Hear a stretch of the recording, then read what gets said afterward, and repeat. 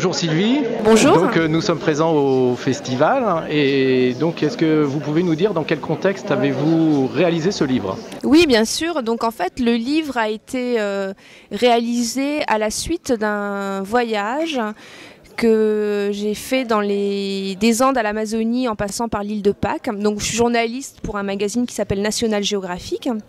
Et pendant un peu plus d'une décennie, j'ai réalisé des reportages sur les peuples autochtones dans le monde.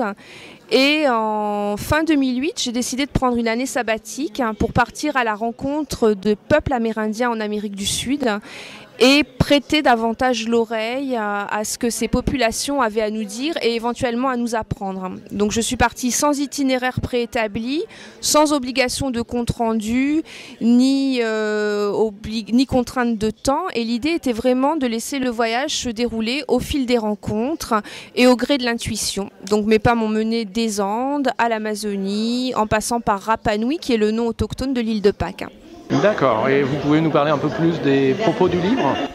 Oui, bien sûr. En fait, je me suis rendu compte au fil des reportages que j'avais réalisés que les Indiens, notamment donc en Amérique du Sud, avaient cette volonté de communiquer sur le fait qu'ils n'étaient pas que des victimes, mais également des forces de proposition.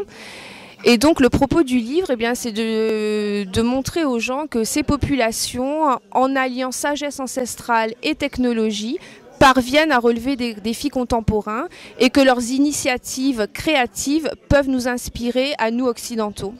D'accord, et comment est accueilli le livre par les lecteurs? Écoutez, il a été très bien accueilli, il y a vraiment une énergie très positive, ça génère une énergie très positive et de beaux élans de solidarité envers ces populations qui ont très bien compris que pour pouvoir s'en sortir, puisque le rapport de force est totalement inégal, elles avaient besoin de créer des alliances avec des partenaires extérieurs. Donc le livre a été très bien accueilli et je trouve qu'il y a un élan de générosité de la part des gens qui fait que c'est très motivant et très encourageant et porteur d'espoir. Eh bien, merci beaucoup Sylvie, et puis je suppose que vous serez peut-être présente au prochain festival Partir Autrement. Merci à vous.